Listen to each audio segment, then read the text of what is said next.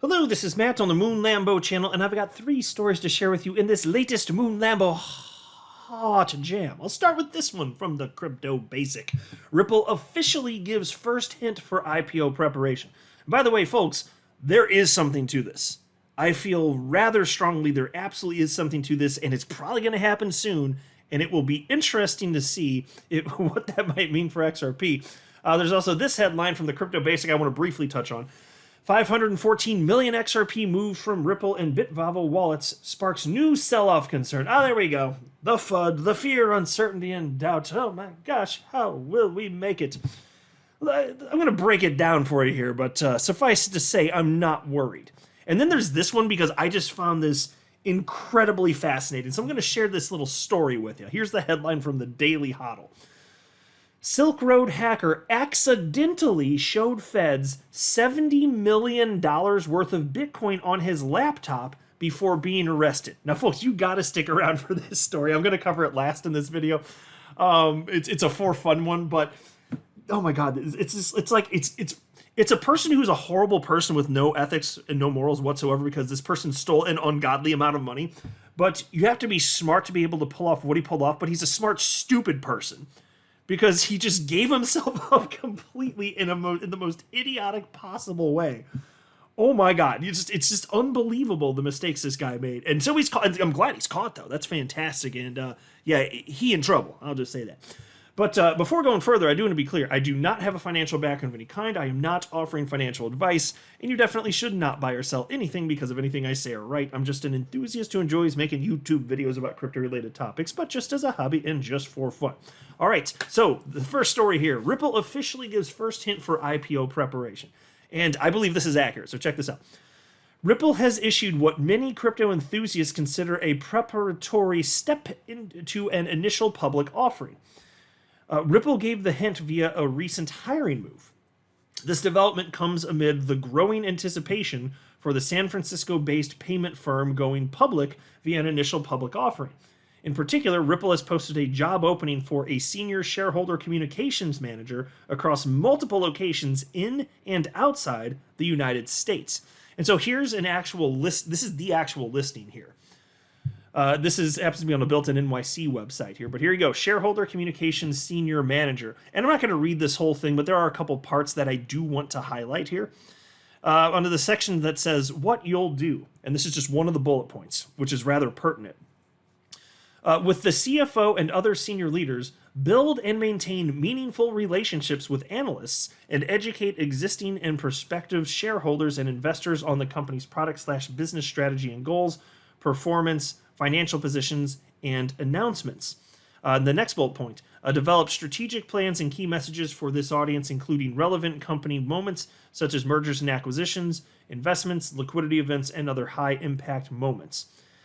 And then down a little bit further, there's a particular one I wanted to highlight if I can find it. Where's the... there it is. Yeah, it's a little control F to search for the thing right here. Oh, I just yeah, it's the third one right here. I just placed right past it. Check this out. The third bullet point here: manage Ripple's IR calendar of events end to end, including non-deal roadshows and speaking opportunities for senior executives at relevant financial and crypto-related investor and analyst conferences. Now, folks, a couple things here. I had reported on this channel before in recent months that I had heard through the grapevine from people who do have a direct link to top executives at Ripple, including Brad Garlinghouse, that, and this was older news, so things could have changed by now, admittedly, but I heard that later this year they're planning on pushing for an IPO. So there's actually possible news that it could break this year. I don't know for sure if that's going to be the case. I'm just telling you what I heard, so just take it for what it's worth. So there's that, and so then seeing this in conjunction with that, I'm like, And then as far as roadshows, just in case you're not familiar, I just pulled up what a roadshow is on the Investopedia website, and it's all about IPOs. So this job posting here, they're talking about roadshows specifically. Roadshows, this is what you do before you have an IPO. So the timing makes sense. The timing of this absolutely makes sense. So what is a roadshow? A roadshow is a series of presentations made in various locations leading up to an initial public offering. The roadshow is a sales pitch or promotion made by the underwriting firm and a company's management team to potential investors before going public. So, folks, again, they're looking for a new person to join that team. That's what Ripple's doing right here.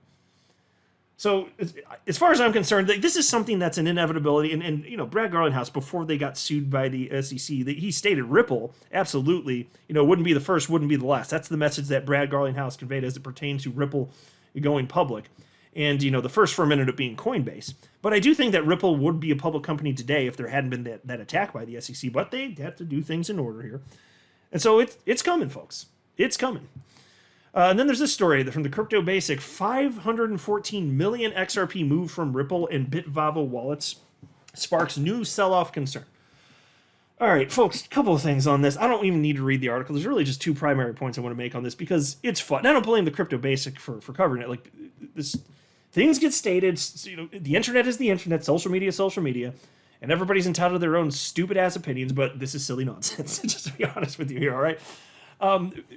First of all, a substantial chunk of what was transferred was from Ripple to Bitstamp, which is an on-demand liquidity partner, although on-demand liquidity is now no longer known as on-demand liquidity. If you go to Ripple's website, I'm sure many of you heard by now, it's broadly just known as, what are they calling it now? Just cross-border payment solution, I think is what they're calling it now, which sounds nondescript, but that just encompasses everything. That is RippleNet effectively, as far as I can tell. But no, that's it's nothing. And then, but here's the thing: even if that were the case, you know, you're talking about, you know, what, $250 million. I mean, so yeah, that's a third of like, or it's, but depending on the volume, it's like a third or a fourth of daily volume for XRP. So in theory, if that were all dropped at once, then you could see a movement in price in theory, and it would be very brief. But do you really think that that's what's going to happen? If there were some whale that were going to drop that much, they want to sell that much XRP, would they do it all at once and drop the market so that they get less money driving the price down, even if it's going to drive the price down, which isn't a guarantee? Would they do that? Or if they're going to sell it, might they sell it over a longer period of time, even if it's a matter of weeks or longer? I would think that's what they would do. But it would be such a small percentage of global volume, it just wouldn't freaking matter. So that's it. That's really all I had to say. Just the two primary points. It's just silly nonsense. I see crap like this all the time, and sometimes it just steams my vegetables, and I just want to speak on it. So now I have opined. And now to the last story, and this one's just for fun because it's just so stupid. I'm glad this guy got his. He in trouble, son. The headline from the Daily Huddle: Silk Road hacker accidentally showed Fed $70 million worth of Bitcoin on his laptop before being arrested. Police body cam footage shows the Silk Road hacker opening up a laptop with thousands of Bitcoin on it in front of federal investigators, not realizing he was incriminating himself. Good round of applause for the freaking genius here. Oh my God. What a smart idiot who was a terrible person with no morals. James Zong was charged by the U.S. government last year for stealing more than 50,000 Bitcoin from the illicit online marketplace Silk Road in 2012. So folks, think about this. He was getting away with this for the better part of a decade. Stolen in 2012. Nobody knew what had happened to it. 50,000 Bitcoin, which ultimately became at its height, worth over $3 billion. And then, oops the doodles, here's what I have. Put it on your camera, record this. Like, let me just go through it, though. It's hard to believe this is real. In 2019, after his house was broken into, Zong called the police to inform them, despite having mountains of incriminating evidence lying around in his home.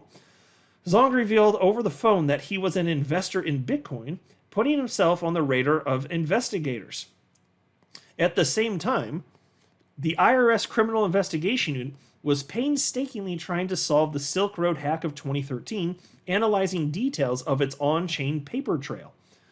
Ultimately, an investigator from the blockchain analytics firm Chainalysis, who was hired by the government, noticed that an address associated with the Silk Road hacker accidentally performed a KYC, which stands for Know Your Customer, a routine with a crypto exchange, revealing Zong's name and home address months after his 911 call. Folks, how do you go so long not getting caught? You're just sitting tight with the stuff, and then the address associated with that hack from 2012, you you you engage in a KYC related transaction with that address. How do you accidentally do this? What a smart idiot. Like, how is this even possible? Who the hell does this? This is amazing that this has happened here.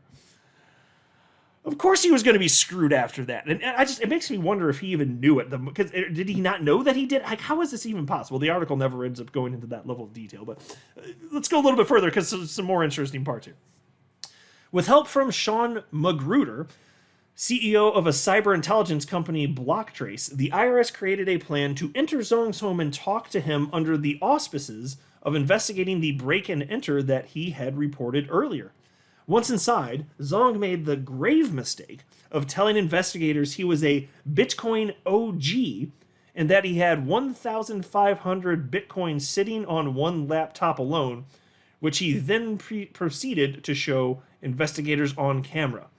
Says Magruder of Blocktrace, quote, lo and behold, he had 60 or 70 million dollars worth of Bitcoins right there next to us, end quote. So there you go. Out of the 50,000 Bitcoin, 1,500 happened to be right there in that wallet, which at the time was worth 60 or 70 million dollars, and they caught it on camera. This guy, why would you be showing this? Why would this be on your screen? My God, was it a braggy thing? Was he just trying to show off, look what I have or something like this? My God. Anyway, then piece continues. It was also revealed that Zong was one of the earliest contributors to the development of Bitcoin and routinely posted advice and suggestions on online forums for how to improve the Bitcoin protocol. Investigators returned the following day, still under the pretext that they were helping him, but instead executed a search warrant. And folks, check this out. This gets wild. I don't know, how does this even possible? Using a dog trained to find computer hardware, the agents found the wallets with the addresses to the 50,000 Bitcoin, once worth over $3 billion, sitting in a safe buried in concrete underneath Zong's basement floor. Zong was sentenced to 1 year and 1 day in prison for his role in the Silk Road hacking incident. Okay, so many questions here. So he's got the Bitcoin. It's on a device, in a wallet, covered up by concrete, and they got a dog there to find. How did the dog find it? Was it like smelling electronics? Is it smelling electronics through the concrete? Like what? Is there an obvious answer and I'm just missing it? And now I'm the idiot? Like, maybe. I mean, my name is Moonlamb. I'm probably really dumb. So I do have the stupidest name out of anyone in the XRP community. I say that proudly, by the way. But how is this possible? A dog was sniffing through concrete to smell Bitcoin. Is it a dog that's trained to smell Bitcoin? That's the only logical conclusion one can come to from this, right? It can smell Bitcoin on hardware devices through concrete. Yeah, that tracks. That makes sense. That makes all the sense in the world. But anyway, hey, he went to jail. Now, I'm just surprised that it wasn't more than that. I mean, it's that much Bitcoin. 1 year, 1 day? Okay. I would have thought he would have gotten a lot more because that's rather substantial. Anyway, is what it is though. Let me know what you think and I understand. Look, I understand dogs coming in to like sniff out drugs in particular scenarios, and I get that. How do you find Bitcoin with a dog? I don't get it. I'm not a financial advisor. You should not buy or sell anything because of anything I say or write. That would be a very, very, very bad idea. Until next time, to the Moon Lambo.